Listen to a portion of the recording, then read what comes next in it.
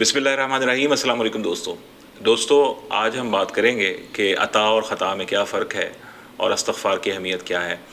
انسان اس زندگی کو گزارتے گزارتے کئی ایسے فیصلے کرتا ہے اور کئی ایسے معاملات کرتا ہے جس میں کبھی تو اپنے ساتھ والے کا خیال نہیں رکھتا اور کبھی خدا کے حکم کا پاس نہیں رکھتا۔ ایسی صورت میں انسان سے لازماً غلطی اور خطا ہوتی رہتی ہے، اور اللہ تعالیٰ کی وہ عطائیں، وہ بے حساب عطائیں جو اللہ تعالیٰ مستقل انسان پہ فرما رہے ہیں، چاہے وہ بینائی ہو، سماعت ہو، قوت شامہ ہو، یا چھونے کی حس ہو، یا کوئی محسوسات ہوں یا خیال ہوں، ارادے ہوں، علم ہو، ان تمام میں وہ اللہ تعالیٰ کی عطا سمجھنے کی بجائے ان چیزوں کو اپنا حق سمجھنے لگتا ہے، اور حق سمجھتے سمجھتے اس کے پھر زندگی میں بہت سے ناحق کام ہونے لگتے ہیں۔ ہم اس دنیا میں بغیر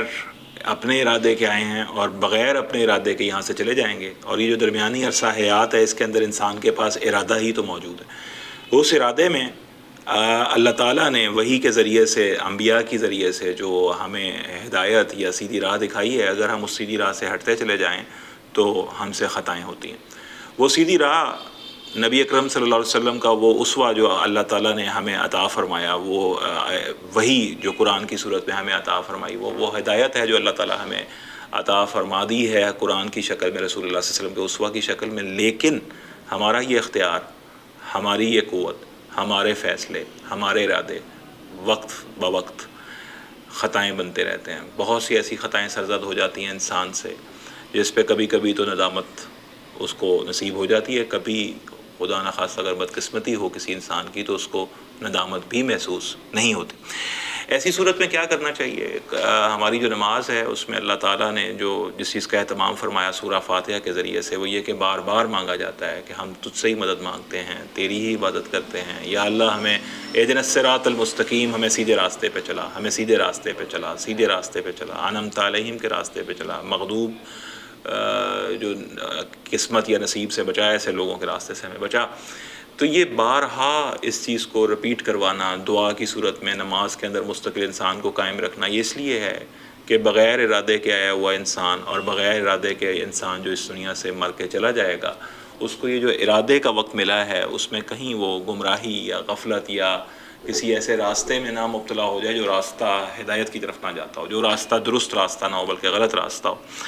تو اللہ تعالیٰ نے خطا اور عطا جو ہے اس کا شعور انسان کو عطا کر دیا ہے، وہی بھیج دی ہے، انبیاء نے اس پہ ساری محنت کر دی ہے، انبیاء نے اپنا پیغام آپ تک پہنچا دیا ہے، اسوہ ان کا موجود ہے، رسول اکرم صلی اللہ علیہ وسلم نے اپنے اسوہ کے ذریعے سے قرآن کو پریکٹس کر کے دکھا دیا ہے۔ آج جس چیز کی اہمیت سب سے زیادہ ہے وہ یہ کہ ہم یہ جو درمیانی عرصہ حیات ہے اس میں اس ارادے کو اپنا ارادہ سمجھ کے، اللہ تعالیٰ کی دی ہوئی صلاحیتوں کو کہیں اپنی صلاحیتیں سمجھ کے اگر خطا کر رہے ہیں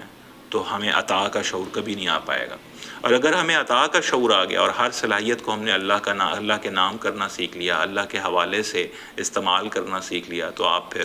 سیدھے راستے پہ انشاءاللہ قائم و دائم ہو جائیں گے اور چلتے چلے جائیں گے۔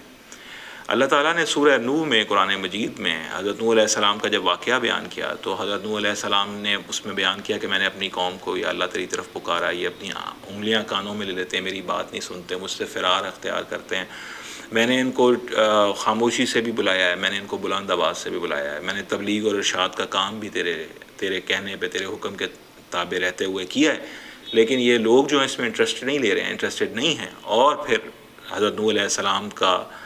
ان لوگوں کو یہ کہنا کہ اگر تم اللہ تعالیٰ سے اپنے گناہوں کی مغفرت طلب کر لو، اللہ تعالیٰ سے معافی مانگ لو، تو اللہ تعالیٰ تمہیں رزق میں بھی کشادگی دیں گے، بیٹے بھی عطا کریں گے، اللہ تعالیٰ تمہارے لیے نہریں بھی جاری کریں گے، اور اللہ تعالیٰ جو ہیں وہ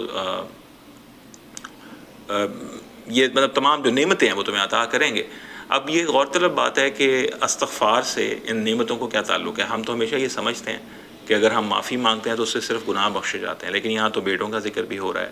یہاں تو رزق کی کشادگی کا ذکر بھی ہو رہا ہے، یہاں تو نہروں کے جاری ہونے کا ذکر بھی ہو رہا ہے۔ تو اس سے ظاہر ہوتا ہے کہ استغفار جو ہے اس کا صرف تعلق جو ہے وہ گناہوں کی بخشش سے نہیں ہے، بلکہ اگر وہ اس شعور سے ہے کہ اگر آپ کو خطا اور عطا کا شعور آ گیا اور آپ نے اپنی خطاؤں پہ اللہ تعالیٰ سے معافی مانگ لی، تو آپ کو پھر عطا کا شعور بھی آ جائے گا. یعنی آپ کو یہ پتہ لگ جائے گا کہ یہ جو نہریں بہہ رہی ہیں، یہ جو بارش برس رہی ہے، یہ جو رزق آ رہا ہے، یہ جو بیٹے اور بیٹیاں میرے پاس اللہ تعالیٰ مجھے نعمتوں اور رحمتوں کے طور پہ دے رہا ہے، اگر یہ شعور آ جائے گا تو پھر ہر چیز کائنات میں تمہیں اللہ کے حوالے سے محسوس ہونے لگے گی. اور یاد رکھیے کہ اس سے بڑا انعام نہیں ہو سکتا. ایک ایسی زندگی میں جہاں آپ اللہ کو دیکھ نہیں سک رہے لیکن پھر بھی محسوس کر پا رہے ہیں، آپ دیکھ نہیں سک رہے لیکن اس شعور تک پہنچ جاتے ہیں کہ آپ کو ہر نعمت میں اللہ تعالیٰ کی دین اور عطا احساس کی صورت میں محسوس ہوتی ہے، تو یہ ایک بہت بڑی شان ہے. اور اس کے اوپر جو چیز اس کا تحفظ کرتی ہے وہ استغفار ہے. تو استغفار جو ہے اس کو صرف محدود معنیوں میں نہ لیں، بلکہ استغفار کا تعلق نعمت سے بھی ہے، نعمت کی آزمائش سے بھی ہے، خطا سے بھی ہے، خطا کے بخشے جانے سے بھی ہے، اور عطا کے شعور سے بھی ہے. اللہ تعالیٰ نے جو نبی اکرم صلی اللہ علیہ وسلم کے حوالے سے جو احادیث ملتی ہیں اس میں آپ فرماتے ہیں کہ میں 100 بار استغفار کرتا ہوں، کہیں آیا 70 بار استغفار کرتا ہوں. اور جو رسول اکرم صلی اللہ علیہ وسلم کی ذات بابرکات ہے انہوں نے اس طرف ہماری توجہ دلائی کہ یہ استغفار اتنی ضروری چیز ہے. تو میں امید کرتا ہوں کہ اس ویڈیو کے ذریعے سے جو ایک چھوٹا سا میسج میں آپ کو دینا چاہ رہا ہوں وہ یہ کہ اگر آپ استغفار کریں گے اور اس کے اوپر دوام اللہ تعالیٰ آپ کو بخشے اور آپ اس کا ذکر مستقل کرتے رہیں گے، تو نہ صرف آپ کو خطا کا شعور آئے گا، ندامت محسوس ہوگی، اللہ سے آپ اگلی بار وہ خطا نہ کرنے کا وعدہ کریں گے اور اس پہ پھر قائم دائم رہیں گے اور توبہ و نصوح تک پہنچیں گے، بلکہ اس کے ساتھ ساتھ وہ تمام نعمتیں جن کو شاید آپ اپنے ارادے اور اختیار کی قوت سے حاصل کر کے اس کو اپنا کوئی کارنامہ سمجھ رہے ہیں، اس میں آپ کو عطا کا شعور نصیب ہوگا. اس کو آپ اللہ کے حوالے سے دیکھنا شروع کریں گے، آپ اس کو اللہ کی دی ہوئی صلاحیت کی دین سمجھیں گے، اور آہستہ آہستہ پھر آپ اس سے رب سے منسلک ہو جائیں گے، رب کا قرب پا جائیں گے، رب سے تعلق میں آ جائیں گے. تو یہ وہ چیز ہے جو استغفار کرتی ہے کہ ایک طرف نہ صرف خطا کا شعور دیتی ہے بلکہ عطا کا شعور بھی دیتی ہے. ایک طرف نہ صرف معافی دیتی ہے بلکہ دوسری طرف شکر کا در جو ہے وہ بھی کھول دیتی ہے، اور انسان نعمت کی تکذیب سے بھی بچ جاتا ہے اور خدا کی سرکشی سے بھی. اللہ تعالیٰ آپ کو اور مجھے استغفار کو اپنی زندگیوں کا، اپنے وجود کا حصہ بنانے کی توفیق عطا فرمائے، اس کو اس کے وسیع معنی میں سمجھنے کی اور اس کا فہم لینے کی توفیق عطا فرمائے. میں امید کرتا ہوں کہ یہ ویڈیو آپ کے لیے مفید ثابت ہوگی. اسی طرح سے کسی اور دن، کسی اور وقت، اسی طرح کے کسی پیغام کے ساتھ پھر حاضر ہوں گے. اپنا بہت خیال رکھیے گا. السلام علیکم.